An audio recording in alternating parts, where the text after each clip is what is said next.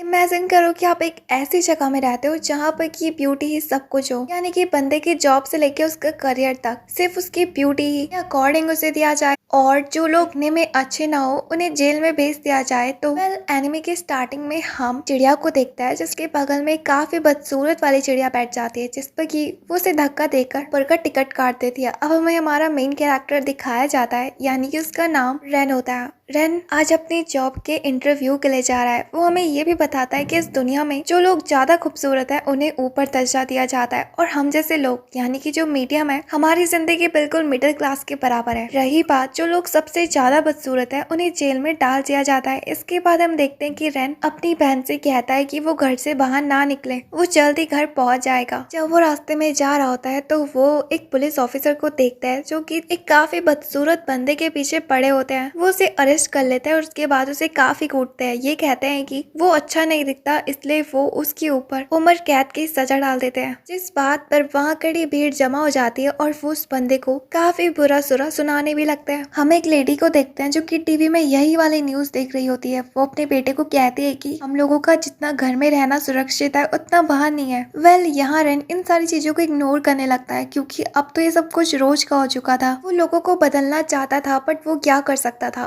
वो अपने इंटरव्यू के लिए जाता है जहाँ पे कि वो पास हो जाता है। ये खुशी ज्यादा दिनों तक नहीं टिकती जब उसे पता चलता है कि वो लोग उससे नौकरों से भी बदतर काम कराते हैं, बिल्कुल 24 घंटे। उसकी सुपरवाइजर जो कि काफी ज्यादा खड़ूस थी, वो रेन को हर बार डांटती थी और उसकी बेइज्जती करती थी उसके लुक्स को लेकर। वो उससे ये भी कहती कि उसकी वजह से उसकी 2 क्लाइंट्स ने उनका ऑर्डर कैंसिल कर दिया, और इवन की वो उसे इतना ज्यादा बुरा सुरा सुनाती है कि तुम जैसे लोगों का इस दुनिया में रहना बिल्कुल भी सही नहीं है। मैं तो बस यही प्रे करती हूँ कि एक टाइम पर तुम जैसे लोग बिल्कुल खत्म हो जाए। और आखिर ये दिन कब आएगा? उसकी बातों पर हम देखते हैं कि रेन को काफी ज्यादा बुरा लगता है, और अब जब वो अपने काम को लेकर काफी ज्यादा थक चुका था, वो रास्ते से जा रहा होता है कि तभी उसे उसकी सुपरवाइजर दिखाई देती है। वो रेन को उसका घर साफ करने के लिए भी कहती है, अब जिस पर रेन को वही करना पड़ता है। वो उसके बर्तन से लेकर उसके बाथरूम तक भी साफ करता है, लेकिन जब वो उसका पैर दबा देता है तो वो उसे धक्के मार के अपने घर से बाहर निकाल देती है। गिरते पड़ते वो आज की कमाई से अपनी बहन के लिए दुकान से जब चिकन लेके जा ही रहा होता है तो वो घर पहुंचता है। उसकी बहन उससे पूछती है कि आखिर मैं कब बाहर जाऊंगी, जिस पर रेन उसे उम्मीद दिलाता है कि जरूर एक दिन हम भी बाकी लोगों की तरह रोड में पूरी इज्जत के साथ चल पाएंगे। अगले दिन जब वो अपने काम से जा ही रहा होता है तो वो देखता है कि मेट्रो में भी सिर्फ उन्हीं लोगों को सीट दी जा रही थी जो कि खूबसूरत थे, और बाकी नॉर्मल और अगली लोगों को वो लोग सीट तक भी नहीं देते। रोड क्रॉस करने में भी कुछ ऐसे ही रूल्स थे। जब रेन रास्ते से जा ही रहा होता है कि तभी वहाँ पर ब्यूटी क्वीन आकर अचानक से ब्रॉडकास्ट देने लगती है। वो सारे लोगों को बताती है कि आज कुछ लोग प्लास्टिक सर्जरी कराते हुए पकड़े गए हैं, और उन्हीं लोगों के सामने वो उन सारे लोगों को मार देती है। वो उन सबसे कहती है कि कोई भी अपनी अपीयरेंस को नहीं बदल सकता, और जो भी ऐसा करना चाहेगा उसे मौत दी जाएगी और कुछ भी नहीं। यहाँ रेन जब अपने ऑफिस में पहुंचता है तो उसकी सुपरवाइजर जो कि काफी ज्यादा गुस्से में होती है, उसको देखकर रेन उसके पूरे कदमों में लेट जाता है, क्योंकि वो उसका कॉल उठाना भूल गया था। यहाँ पर उसकी सुपरवाइजर, उसका नाम चाओ होता है, वो उसके ऊपर इतना गुस्सा करती है, और उसकी बकवास सुनने के बाद जब वो अपने घर पहुंचता है तो उसे अपने एक दरवाजे के सामने एक तरह का कार्ड दिखाई देता है। वहाँ पर किसी तरह की लोकेशन लिखी होती है, और अगले दिन वो उसी लोकेशन में पहुंच जाता है जो कि असल में एक पब्लिक टॉयलेट था।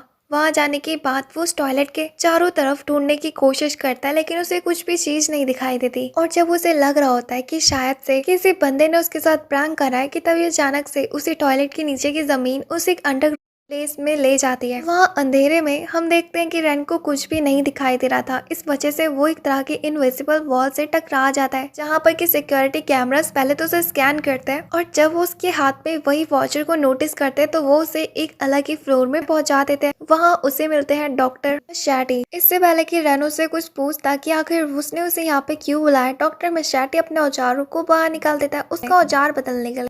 इससे पहले उस जगह में सीबीआई ऑफिसर्स भी पहुंच जाते हैं जो कि डॉक्टर मशैटी को अरेस्ट करने के लिए आए थे, लेकिन डॉक्टर मशैटी काफी ज्यादा चालाक था, वो उस जगह से भाग जाता है। यहाँ दूसरी तरफ हम उस कैप्सूल में रेन को देखते हैं जो कि जब बाहर निकलता है तो उन ऑफिसर्स के जो ब्यूटी डिटेक्टर्स डिवाइसेस होते हैं उनका लेवल हाई होने लगता है, और जैसे ही वो लड़की उनके नजदीक नजदीक आ रही थी उसकी रोशनी इतनी ज्यादा थी कि वो सारे के सारे पुलिस ऑफिसर से बेहोश हो जाते हैं। रेन जो अपने आप को एक टूटे हुए मिरर में देखता है तो वो काफी ज्यादा हैरान होता है कि डॉक्टर शैनी ने उसको एक लड़की में कन्वर्ट कर दिया। अब इसके बाद रेन उस जगह से निकलने के लिए बाहर जाने लगता है, जो रास्ता डायरेक्ट रोड के सीवर से निकलता है। जब वो जैसे ही बीच रोड में निकलता है तो सबके सब लोग उसे देखकर काफी ज्यादा हैरान होते हैं और इवन के सब लोग उसके प्यार में पड़ जाते हैं। पूरी सड़क की जितनी भी पब्लिक होती है वो उसके कदमों में आकर झुक जाती है। इवन की हर बड़े से बड़ा ब्रांड वाला पर्सन उसे अपना मॉडल बनाना चाहता था। वो उसे हर तरह के कपड़े और हर तरह के फैसिलिटी देने के लिए भी तैयार थे। नए कपड़े पहन के जब रेन अपने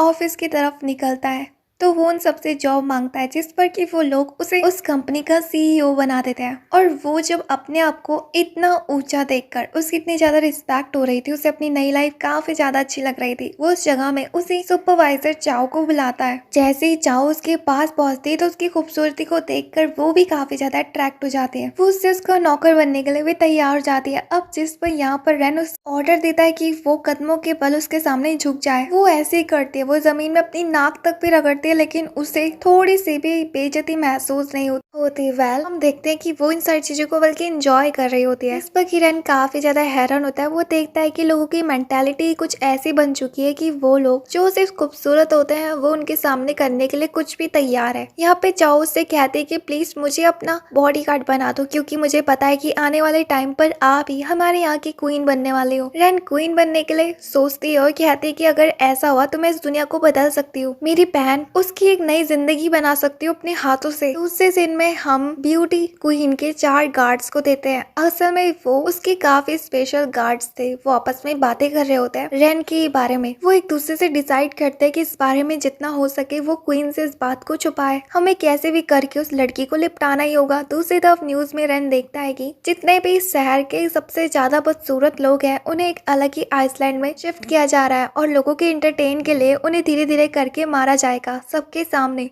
इसके बाद रेन जो कि चाओ के सामने उसे ये फील करा रही होती है कि वो भी अगले लोगों से नफरत करती है और वो खुद राज करके उन लोगों को बिल्कुल खत्म करना चाहती है, जिस पर कि चाओ भी उसकी बातों पर सहमत थी और वो उसका दिल जीत लेती है। इसी बीच पर रेन उसके मुंह से ये बात उगला रहा होता है कि आखिर वो उस नए आइलैंड में कैसे घुस सकती है, जिस पर कि वो बताती है कि तो काफी ज्यादा मुश्किल है क्योंकि वहाँ की सिक्योरिटी बहुत ज्यादा हाई है, लेकिन शायद तुम्हारी खूबसूरती उस ब्यूटी कैमरास को मात दे पाए। जब वो इसी बारे में रिसर्च करने के लिए लाइब्रेरी में पहुंचती है तो उसे पता चलता है कि ये सब कुछ एक तरह के डिवाइस का कमाल है। इससे पहले कि वो और कुछ जान पाती उन्हें छत से आवाजें सुनाई देने लगती है और वहाँ की बिजली भी कट जाती है। जब वो दोनों की दोनों छत में पहुंचते हैं तो चाओ यहाँ पे रेन को बताती है कि ये लड़की और कोई नहीं बल्कि क्वीन की 4 बॉडीगार्ड्स में से एक है, यानी कि सबसे ज्यादा पावरफुल। उसे देखकर वो काफी ज्यादा हैरान होती है और यहाँ वो लड़की कहती है कि क्या तुम वही लड़की हो ना जो हमारी क्वीन को मात देना चाहती हो अपनी खूबसूरती से? बट मुझे नहीं लगता, क्योंकि तुम मेरी खूबसूरती के सामने कुछ भी नहीं हो। रही बात ब्यूटी क्वीन की, तो इसके बाद वो अपने ब्यूटी डिटेक्टर्स कैमरास को ऑन कर देती है और उसे बताती है कि इन कैमरास को खुद ब्यूटी क्वीन ने अपने हाथों से बनाया है और जो भी हम दोनों में से सबसे ज्यादा अगली होगा तो ये कैमरा उस बंदे को मार देगा।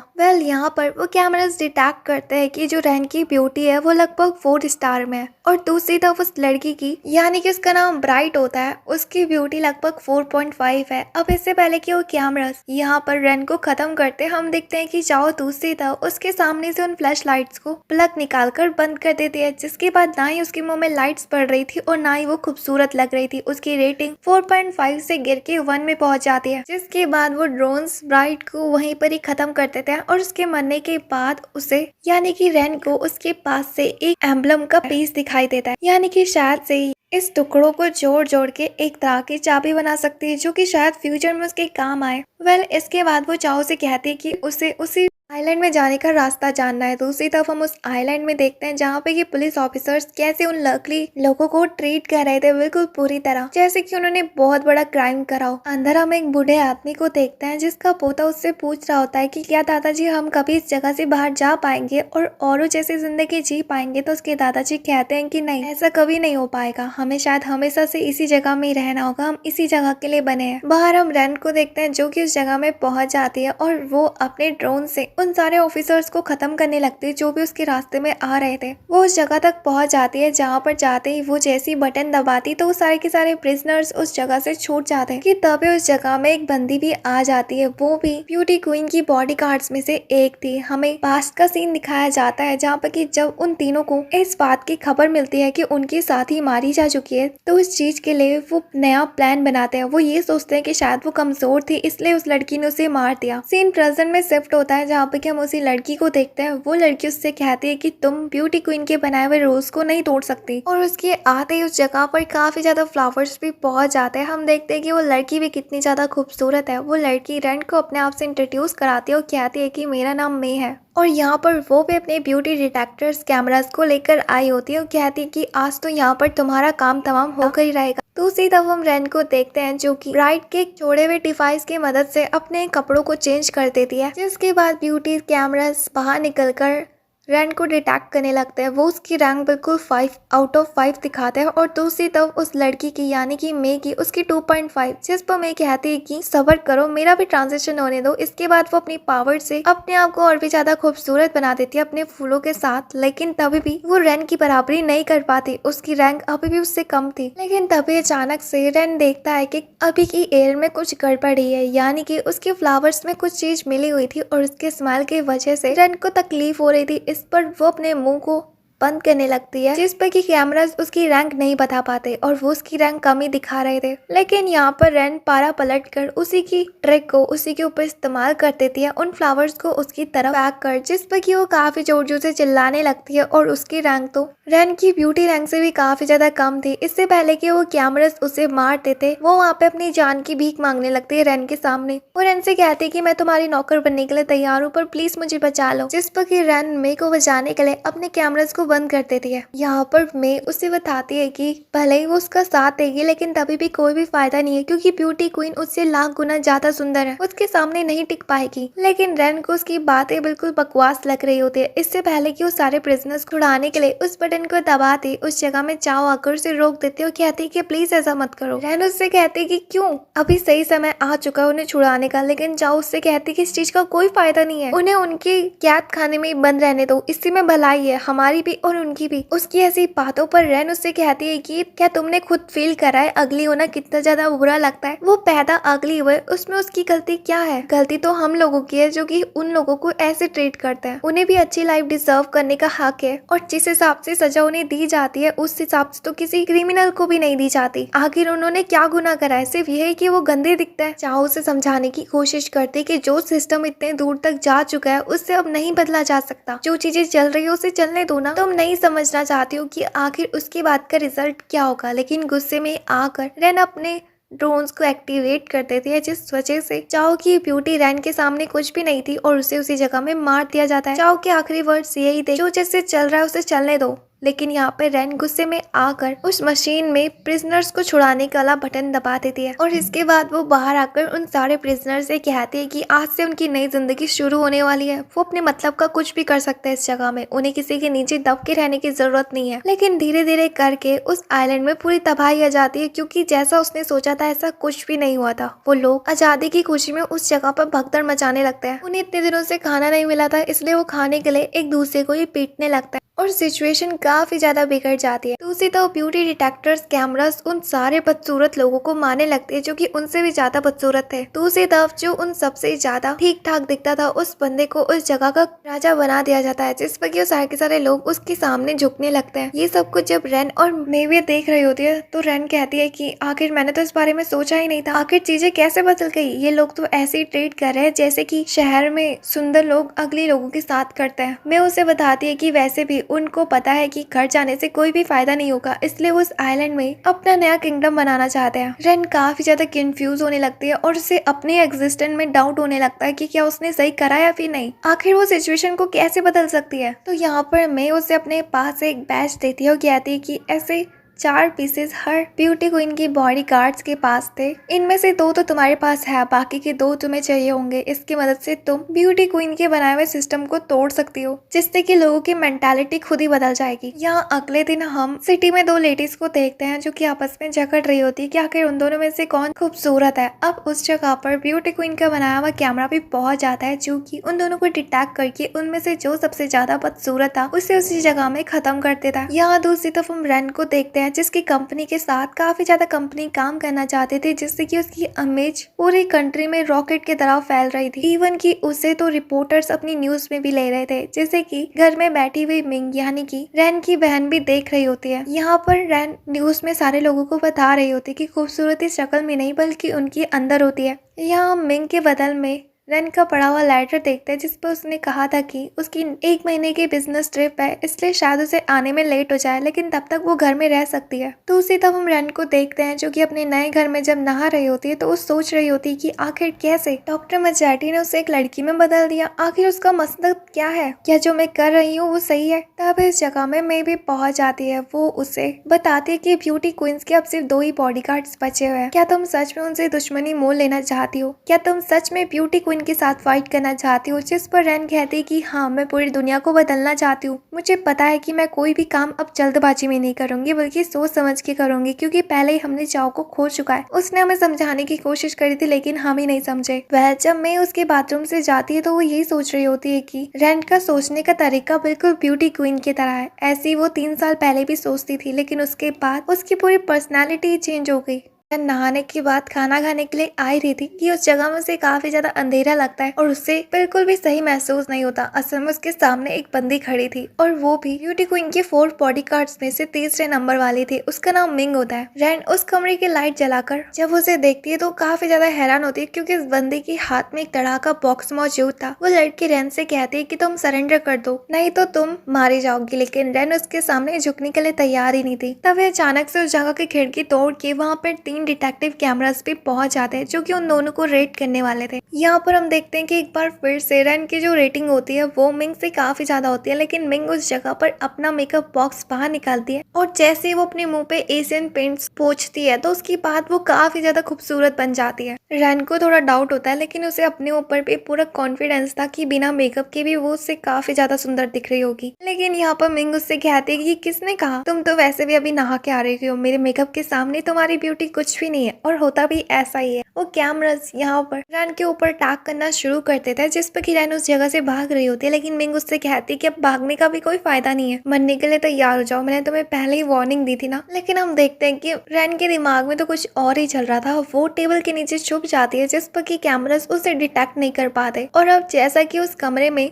मिंग के अलावा और कोई नहीं था, इसलिए वो कैमरा का फोकस पूरा मिंग के ऊपर डालने लगता है। यहाँ पर उसके लो एंगल से उन्हें पता चलता है कि मिंग की ब्यूटी बिल्कुल एक बूढ़ी लड़की की तरह है और उसकी रेटिंग वो लोग कम कर देते हैं। इसके बाद वो अपने लेजर से उसके ऊपर अटैक करते हैं और यहाँ मिंग को भी एहसास हो जाता है कि उसका आखिरी टाइम आ चुका है। और यहाँ उसके मरने के बाद हम देखते हैं कि उसके पास से वही मेकअप बॉक्स नीचे गिरता है और उसका वही टोकन का एक पीस जैसे कि रैन अपने पास रख लेती है। दूसरी तरफ हम ब्यूटी क्वीन की बची हुई लास्ट बॉडीगार्ड को देखते हैं, जो कि काफी ज्यादा डिप्रेशन में आ जाती है कि आखिर अचानक से उनकी तीनों की तीनों बॉडीगार्ड्स कैसे उस रैन के सामने हार गए। यहाँ वो इन सारी बातों को ब्यूटी क्वीन को भी बता रही होती है, जिस पर ब्यूटी क्वीन उसे ऑर्डर देती है कि वो जल्दी से जल्दी उस लड़की को ढूंढे। और यहाँ वो लास्ट बची हुई बॉडीगार्ड अपनी पूरी कोशिश कर रही होती है। वेल यहाँ पर हम रैन को देखते हैं, जब वो उस जगह में बैठी होती है उसके पास में आती है। वो उसे बताती है कि उसे लास्ट बची हुई बॉडीगार्ड का लोकेशन पता चल चुकी है, लेकिन उस जगह में जाना काफी ज्यादा खतरनाक हो सकता है। लेकिन रैन उस रिस्क को लेने के लिए तैयार थी। इसके बाद वो उस बिल्डिंग में पहुंच जाते हैं, जहां अंदर जाने के बाद उन्हें काफी ज्यादा स्ट्रेंज लग रहा होता है। यहाँ रिसेप्शनिस्ट रैन को रास्ता दिखाती है अपनी मास्टर से मिलने का। यहाँ वो उसे बताती कि उसे कौन से फ्लोर में जाना है। जैसे ही रैन उस एलिवेटर में जाती है तो वो सेक्रेटरी उसे रोक देती है। वो यहाँ पे मे से कहती है कि उसने सिर्फ रैन को आने की इजाजत दी है, जिस पर रैन भी तैयार हो जाती है। वो उसे उसी जगह में रुकने के लिए कहती है। यहाँ हम रैन को देखते हैं, जो कि जैसे ही 80th फ्लोर में पहुंचती है कि तभी अचानक से उसका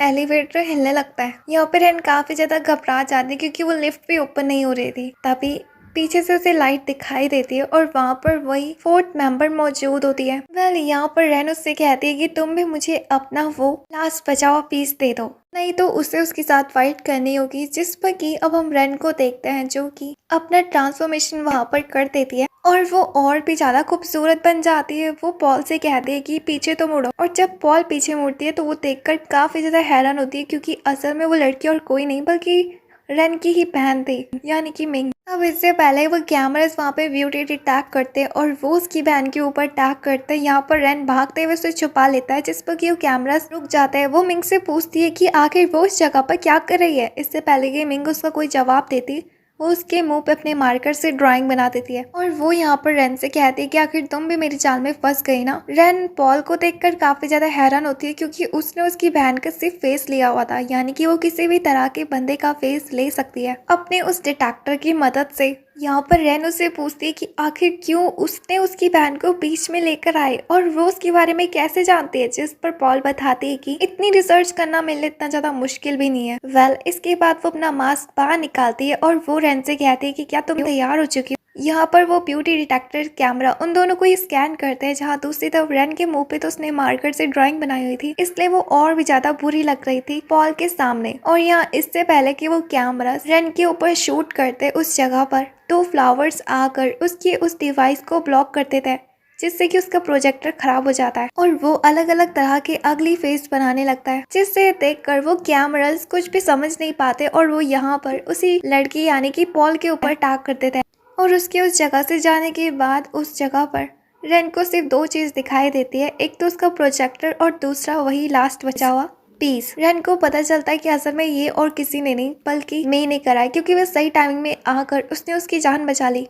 वेल इसके बाद यहाँ पर रेन उससे पूछती है कि आखिर तुम यहाँ पर कैसे पहुंचे, जिस पर मे कहती है कि ये सबसे ज्यादा जरूरी नहीं है। इसके बाद उस सारे पीसेस को जोड़कर एक एल्बम तैयार करती है और उससे कहती है कि अब टाइम आ चुका है आपका ब्यूटी क्वीन के पास जाना। यहाँ वो ब्यूटी क्वीन के महल के बाहर खड़े होते हैं। मे उससे बता रही होती है कि असल में ब्यूटी क्वीन ऐसी नहीं थी जैसा कि वो अब है। पहले वो काफी ज्यादा दयालु मानी जाती थी, इवन की वो हर भिखारी की और गरीब आदमी की मदद करते थे, लेकिन समय के बाद उसकी हरकतें बदलती गई, इवन की उसकी पूरी पर्सनालिटी चेंज हो चुकी है। उसने तो अपने आप को पब्लिक के सामने लाना भी बंद कर चुका है, वो सिर्फ प्रोजेक्टर्स की मदद से ही टेलीकास्ट होती है। और वो अब इतनी ज्यादा बुरी बन चुकी है कि उसने पूरे रिकॉर्ड्स ही तोड़ चुके हैं। उसने अपने यहाँ के सारे बॉडीगार्ड्स को ही खत्म कर दिया था, सिर्फ 4 बॉडीगार्ड्स को छोड़कर। लेकिन उसके सडनली बिहेवियर के चेंज के बारे में हम चारों में से किसी को भी कुछ नहीं मालूम। वो काफी ज्यादा मिस्टीरियस बन चुकी है। रेन उससे पूछती कि क्या तुमने ब्यूटी क्वीन को अपने आंखों के सामने देखा है, तो मैं उसे बताती कि बिल्कुल नहीं, हमने क्या किसी ने भी नहीं देखा उसे पिछले 3 साल से, क्योंकि तब से लेके अब तक वो सिर्फ अपने कास्टल के अंदर ही रहती है, वहाँ से बाहर भी नहीं निकलती। ऑर्डर्स देने के लिए वो सिर्फ हमें कॉल करती थी और प्रोजेक्टर से मैसेज सेंड करवाती थी। जिसके बाद वो ब्यूटी क्वीन के महल के सबसे पहले दरवाजे में पहुंचते, वहाँ पे एक तरह की शील्ड लगी होती है। उस शील्ड को सिर्फ वही बंदा क्रॉस कर सकता है जो कि खूबसूरत हो, और अगर वो खूबसूरत नहीं होगा तो वो उसी जगह में मारा जाएगा। लेकिन वो दोनों ही उस शील्ड को बड़ी आसानी से पास कर लेते हैं और काफी ज्यादा शील्ड्स को पार करने के बाद वो उनके कॉरिडोर में पहुंचते हैं, जहाँ पर की ब्यूटी कैमरास बन रहे होते हैं, यानी कि ड्रोन्स वगैरह। मैं उसे ये भी बताती है कि ब्यूटी क्वीन सिर्फ दिखने में ही खूबसूरत नहीं है बल्कि उसका दिमाग भी काफी ज्यादा तेज है। यहाँ पर जैसे ही वो महल के मुख्य दरवाजे में पहुंचते हैं, जहाँ से कि वो महल के अंदर डायरेक्ट एंट्री ले पाएंगे, लेकिन यहाँ पर मैं हिचकिचा रही होती है क्योंकि वो इतनी ज्यादा खूबसूरत नहीं कि वो शील्ड को पार कर पाए, इसलिए वो उसी जगह पे रुक जाती है। रन जो कि पूरी ज्यादा कॉन्फिडेंस में होती है, वो शील्ड को पार कर लेती है। लेकिन अगर मैं उस जगह में जाती और उसे क्रॉस करने की कोशिश करती, अफसोस वो वहीं पर ही मारी जाती, क्योंकि वो रन से ज्यादा सुंदर नहीं है। तो जिस पर की रन उस जगह से अकेले ही जाने लगती है, मैं उसे अलर्ट करती है कि प्लीज ब्यूटी क्वीन को मारना मत, वो बुरी नहीं है बट उसकी मदद करना। मुझे पूरा यकीन है कि कोई ना कोई गड़बड़ तो होगी। यहाँ पर रन हो की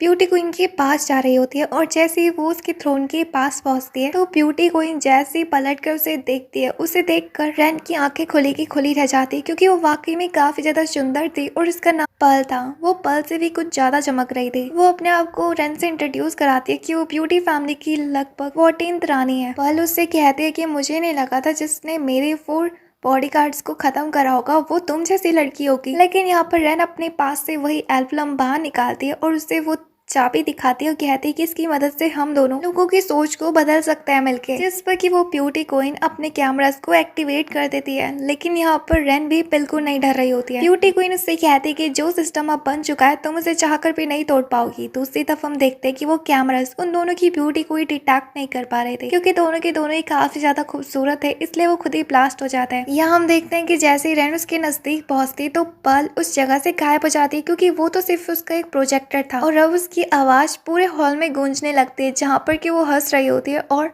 रेन से कह रही होती है कि आखिर वो उसके ट्रैप में फंसी गई। तभी अचानक से मे भी नोटिस करती है और वो दोनों की दोनों बाहर निकल के कि उस महल से एक काफी बड़ी बैरियर पूरी कंट्री की तरफ बढ़ते जा रहा है और इस बैरियर से जो भी बंदा टकरा रहा है, यानी कि जो भी अगली होगा, वो सबके सब लोग मारे जाने लगते हैं। ये देखकर रेन उस जगह से भागते हुए जाने लगती है। पर रेन को ये भी बताती कि अब होगी नई दुनिया की शुरुआत, जहाँ पर सिर्फ खूबसूरत लोग ही रह पाएंगे। यहाँ पर हम देखते हैं कि रेन भागते भागते सिटी में पहुंच जाती है, जहाँ चारों तरफ सिर्फ और सिर्फ पर्ल के होलोग्राम्स बन रहे थे। वो उन सारे लोगों को बता रही होती है कि अभी तो सिर्फ लेवल 1 है, उन लोगों को मारना जो कि सबसे ज्यादा गंदे दिखते हैं। जैसे ही लेवल बढ़ते जाएगा तो वो लोग भी मारे जाएंगे जो एवरेज दिखते हैं और एंड में सिर्फ इस दुनिया में खूबसूरत लोग ही जिंदा रह पाएंगे। और यहाँ पर हम रेन को देखते हैं जो कि डायरेक्ट अपने घर की तरफ जा रहा होता है, क्योंकि उसे अपनी बहन की चिंता हो रही होती है। वो दरवाजे में पहुंचता है, लेकिन उसके दरवाजे की सिक्योरिटी उसे नहीं पहचान पा रही थी, जिस वजह से वो दरवाजा भी नहीं खोल पा रहा था। लेकिन तभी उस जगह पर उसे पॉल का प्रोजेक्टर याद आता है और उस प्रोजेक्टर की मदद से हम देखते हैं कि रेन अपनी शकल बदल लेता है और उसका लॉक भी खुल जाता है। यहाँ जैसे ही रेन अंदर आते हुए मिंग को बता रही होती कि जगह उनके लिए सुरक्षित नहीं है। जैसे ही वो वहाँ पे कदम रखती तो काफी ज्यादा हैरान होती, क्योंकि उसके घर में और कोई नहीं बल्कि ब्यूटी क्वीन यानी कि पर्ल मौजूद थी। और यहाँ पर उस पर्ल की प्रोजेक्टर के पीछे असल में मिंग थी और मिंग ही तब से लेके अब तक ब्यूटी क्वीन थी। मिंग भी काफी ज्यादा हैरान होती है कि उसका भाई असल में इतना ज्यादा खूबसूरत बन गया और वो उसके बनाए हुए सिस्टम को तोड़ना चाहता है। वो उससे कहते कि बस हो गया, एक बटन दबाऊंगी और ये सब कुछ बर्बाद हो जाएगा, सबके सब अगले लोग मारे जाएंगे जो कि मेरी तरह पूरी दुनिया में तकलीफ सह रहे हैं। यानी कि ये सब कुछ सिर्फ और सिर्फ मैंने ही करा है, तब से लेके अब तक मैं ही बुरी थी और मुझे इस चीज का थोड़ा सा भी दुख नहीं हो रहा। रेन उसे समझाने की कोशिश करता है कि आखिर उसकी बहन इतनी बुरी कब से हो गई। उसे अभी भी अपनी आंखों पे यकीन नहीं हो रहा कि ये सब कुछ सिर्फ उसने करा है। मिंग कहती है कि तुम मेरी बातों को कभी समझ ही नहीं सकते। और इसके बाद वो अपने मैकेनिज्म से पहले तो यहाँ पर रेन को पकड़ के बिल्डिंग से बाहर फेंक देती है, जिस पर कि रेन रो रहा होता है, उसे समझा रहा होता है कि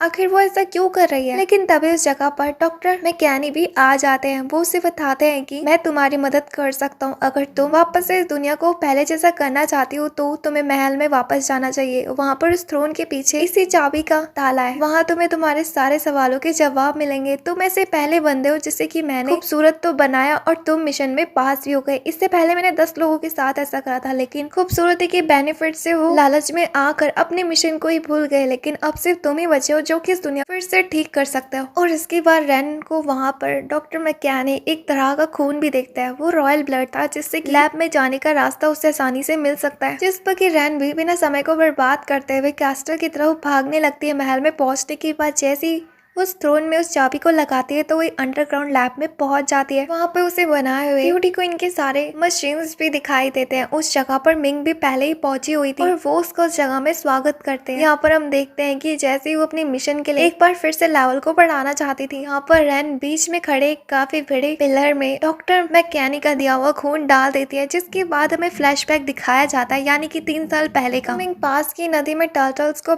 बहाकर उनके साथ खेल रही थी। उस जगह में उसे मिलती है ब्यूटी क्वीन। उसे बताती है कि उसके बारे में वो किसी को ना बताए, जिस पर मिंग कहती है कि उसे वैसे भी इंटरेस्ट नहीं है। ब्यूटी क्वीन उससे पूछती है कि आखिर वो यहाँ पे क्या कर रहे हैं, जिस पर कि वो बताती है कि मेरा भाई मुझे घर से बाहर नहीं निकलने देता, वो नहीं चाहता कि मैं सिटी में जाऊँ क्योंकि मैं काफी ज्यादा अगली दिखती हूँ। ब्यूटी क्वीन उसे समझाती है और कहते हैं कि किसने कहा तुम अगली हो, मैंने काफी ज्यादा सुंदर लोगों को देखा है जो कि अगली होते, वो भी हर्ट से, लेकिन तुम्हें देखकर तुम दिल की बुरी नहीं लगती। उसकी बातों का असर मिंग के ऊपर थोड़ा सा भी नहीं होता और वो उसके ऊपर चिल्लाने लगती है और कहती है कि आखिर तुम जैसी सुंदर लड़की और ऐसी लड़की जो कि हमेशा महलों में ही पड़ी गई है, वो मेरे दुख को कैसे समझ सकते, इवन कि मेरे जैसे बाकी लोगों के दुख को। और अगर वो इतनी अच्छी है तो उसने आखिर ऐसे ब्यूटी फिल्टर्स टाइप के रूल्स क्यों बनाए, जिस पर वो कहती है कि मैं अपने करे हुए पे काफी ज्यादा पछताती हूँ। लिए तो मेरी फैमिली की बनाई हुई चीजें हैं, मेरे एंसेस्टर्स ने बनाई थी। मुझे भी इस चीज का बुरा दुख है, मैं इन चीजों को बदलना चाहती हूँ। और इसके बाद वो मिंग का दिल हल्का करने के लिए उसे अपनी लेबोरेटरी में लेकर आती है, जहाँ पे कि वो उसे काफी ज्यादा डिवाइसेस बताती है, जिनमें से आधे तो वो 4 नाइट के ग्रुप्स यूज करते हैं और कुछ उसके एंसेस्टर्स के भी है। इसके बाद वो उसे एक तरह का पिलर भी दिखाती है। वो उसे बताती है कि इस पिलर की मदद से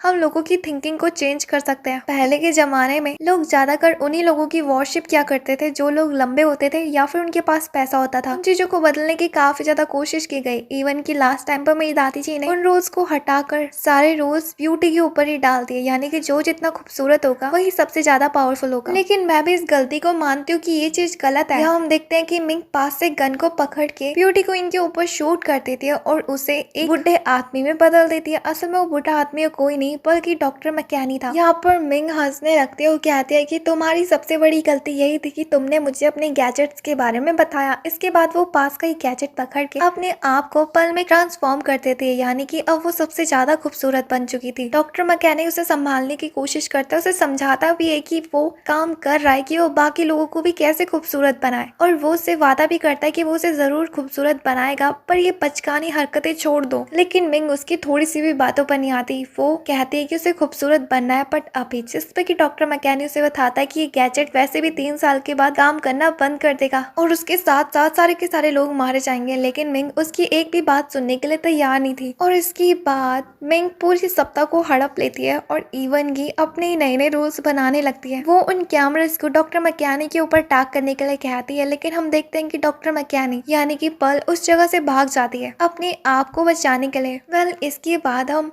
रैन को देखते हैं जो कि इन सारी चीजों को देख रही होती है। वो देखती है कि इसके बाद मिंग जो कि अपनी लग्जरियस वाली लाइफ जीती है और दूसरी तरफ पल जो कि एक बुढ़े में कन्वर्ट हो जाती है। यहाँ जैसे ही वो इन मेमोरीज को पूरा देख लेती है तो उसके सामने पल की आत्मा आती है। वो उसे बताती है कि ये है पूरी सच्चाई, जिस पर रैन उसके जवाब में कहती है कि आखिर हम ब्यूटी फिल्टर को कैसे ऑफ करेंगे। तो पल उसे बताती है कि इसका जवाब तो खुद उसके पास भी नहीं है, हम उसे रोक नहीं सकते, पर हम ब्यूटी फिल्टर को किसी और फिल्टर में चेंज कर सकते हैं। यानी कि अब जैसे कि जो सुंदर लोग हैं वही राज करते हैं, तो तुम ऐसा कर सकती हो कि अगले लोग राज करें। बट इसका तब भी कोई भी फायदा नहीं है क्योंकि सिचुएशन तो वैसी ही रहेगी। लेकिन वो उससे कहती है कि तुम्हारे पास एक और चांस है, तुम अगले लोगों को स्टैंडर्ड बना सकती हो, वही राज कर सकते हैं, तुम अपना बदला उन लोगों से निकाल सकती हो। जिस पर किरण कहता है, या आखिर मैं इसे कैसे कर सकती हूँ, आखिर वो खूबसूरत बेकसूर लोग भी तो मारे जाएंगे ना, इस चीज में तो क्या फायदा है। फिर मैंने पहले भी गलती करी थी, उन प्रिजनर्स को छुड़ाकर बिना सोचे समझे, ये गलती मैं फिर नहीं दोहराना चाहती हूँ। और यहाँ पर वो कुछ देर तक चुप रहती है और सोचकर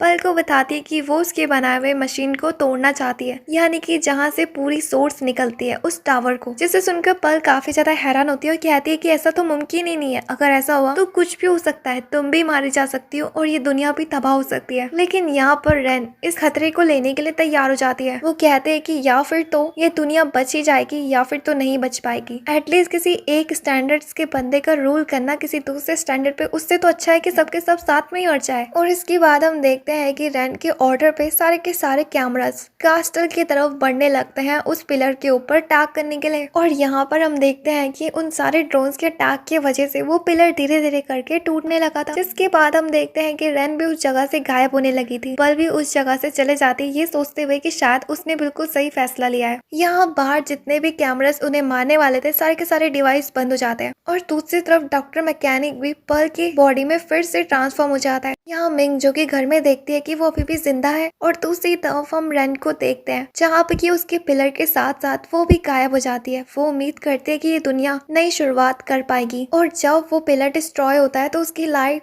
काफी दूर भी दिख रही थी। यहाँ पर रैन अपनी आखिरी सांसों में सिर्फ मिंग को ही याद कर रहा होता है। दूसरी तरफ हम देखते हैं कि पल के पास उसकी बॉडीगार्ड आती है। यहाँ वो भी उस लाइट को देखते हैं और दूसरी तरफ मिंग भी देख रही होती है। उसे देखकर वो काफी ज्यादा रोती है और कहती है कि आखिर मैंने क्या कर दिया। इस चीज को अब लगभग 2 साल से भी ज्यादा बीत चुके थे। सबके सब लोगों ने अपनी नई जिंदगी जीना शुरू कर दिया था। हम यहाँ पर पल को उसके कास्टल में देखते हैं जो कि अब राजगद्दी संभाल रही थी। न्यूज में भी यही छप रहा था कि वो दिन जा चुके हैं जब यहाँ पर हमारी रानी की बहरूपिया रहती थी। अब हमारी रानी ने राजगद्दी संभाल चुकी है। पल मीटिंग ऑर्गेनाइज करती है और उन लोगों से कहती है कि क्या उन्हें मिंग के बारे में पता पता चल चुका है, लेकिन वो लोग पूरी कोशिश कर रहे होते हैं, लेकिन अभी तक वो मिंग को नहीं ढूंढ पा रहे थे। यहाँ बाहर हम उन सारे लोगों को देखते हैं जो कि अपनी नई जिंदगी शुरू कर रहे थे। वहाँ पे हर तरह के लोग बिल्कुल पीस की तरह रह रहे थे और वो लोग अभी भी खूबसूरत बनने के लिए फोन के फिल्टर्स को यूज कर रहे थे। यहाँ पर हम घर में मिंग को देखते हैं जो कि अभी भी अपने घर से बाहर नहीं जाती, अपने कंप्यूटर्स में ही चिपकी रहती है। तभी अचानक से उसके घर का दरवाजा खुलता है और उसे एक आवाज सुनाई देती है और वो आवाज किसी की नहीं बल्कि उसके अपने की थी। और इसी के साथ ये एनिमे यहीं पर ही एंड हो जाती है। उम्मीद है कि आपको पसंद आया होगा। वीडियो को लाइक करके चैनल को सब्सक्राइब करना मत भूलना। तब तक के लिए बाय बाय।